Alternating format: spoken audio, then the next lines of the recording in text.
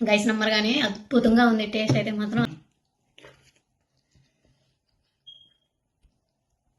Late చేయకుండా రెసిపీలోకి వెళ్ళిపోదాం, వచ్చేసేయండి. ఫస్ట్ అయితే ఒక గిన్నె తీసుకోండి. ఆ గిన్నెలో 3 నుంచి 4 టమాటాలను ఇలా కట్ చేసుకొని యాడ్ చేసేయండి. అందులోనే రాళ్ళ ఉప్పు, చింతపండు, కొంచెం పసుపు. చింతపండు చాలా అంటే చాలా తక్కువ వేయండి, ఆల్రెడీ మనకి టమాటా పులుపు ఉంటుంది. సో ఇవన్నీ వేసిన తర్వాత ఒక ఫుల్ గ్లాస్ వాటర్ అయితే పోసేసేయండి. ఫుల్ గ్లాస్ అంటే ఇవి 200 ml ఉంటాయి, 250 ml అనుకోండి. సో అవి వేసి ఇలా బాగా మరగనివ్వండి. అది బాగా మరిగేలోపు మనమైతే రసం పౌడర్ చేసుకుందాం, వచ్చేసేయండి. సో దీనికైతే ఒక స్పూన్ మిరియాలు, ఒక స్పూన్ జీలకర్ర, అలానే 5-6 వెల్లుల్లి రెబ్బలు. ఫస్ట్ మిరియాలు అలానే జీలకర్ర వీటిని రెంటిని మంచిగా పౌడర్ చేయండి. సో ఇవి పౌడర్ అయిన తర్వాత మాత్రమే వెల్లుల్లి రెబ్బలేయండి. మీకు రోలు ఉంటే రోలు, లేదా మిక్సీలో అయినా వేసి మంచిగా దంచేసేయండి.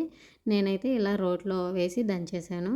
సో చూసారు కదా, మనకి ఇవి కూడా బాగా ఉడికిపోయాయి. వీటిని అయితే కొంచెం సేపు అలా పక్కన పెట్టి చల్లార్చుదాము. సో ఈ గ్యాప్లో నేను ఈ పౌడర్ కూడా మ్యాక్సిమం కొట్టేసేసాను. తర్వాత వెల్లుల్లి యాడ్ చేసి దంచేసి అలా పక్కన పెట్టాను.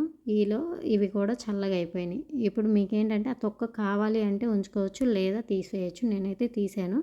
సో అలా తీసేసిన తర్వాత ఒక గ్లాసు వాటర్ పోసుకున్నాను, చల్లనీళ్ళు పోస్తే ఏంటంటే మనకి బాగా కలపటానికి ఈజీగా ఉంటుంది, కొంచెం లైట్గా గోరువెచ్చగా ఉన్నప్పుడు.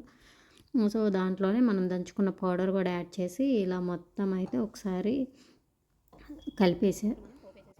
ఇప్పుడు మనమైతే దీనికి పోపు వేసేద్దాం, వచ్చేసేయండి. ఫస్ట్ అయితే ఒక ప్యాన్ తీసుకొని ఎంత చిన్న స్పూన్ ఆయిల్ అయితే పడుతుంది, ఆయిల్ వేసి తర్వాత ఒక ఎండుమిర్చిని ఇలా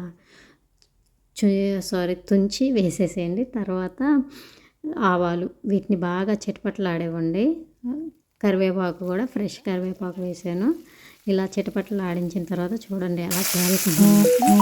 ఇప్పుడు మనం చేసుకున్న రసాన్ని అయితే దీనిలోకి ట్రాన్స్ఫర్ చేసి ఇలా మరగనివ్వండి. ఈ టైంలో ఉప్పు కారం సరిపోయిందా లేదా చెక్ చేయండి. నాకైతే కొంచెం కారం పట్టిద్ది అనిపించింది.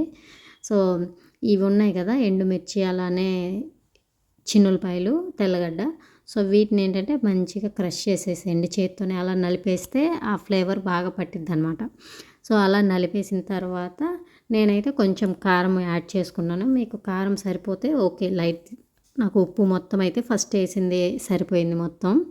సో ఇలా చిన్న స్పూన్ కారం అయితే యాడ్ వేసిన తర్వాత ఇలా బాగా కలిపేసుకొని దీన్ని మళ్ళీ ఆ బౌల్లోకి మార్చేసి మంచిగా అయితే మరగనించాను. 5 నుంచి 7 నిమిషాల వరకు అలా మరిగింది మీడియం ఫ్లేమ్లో. సో అలా మరిగిన తర్వాత మనం తినేయచ్చు. Thank you for watching. Bye.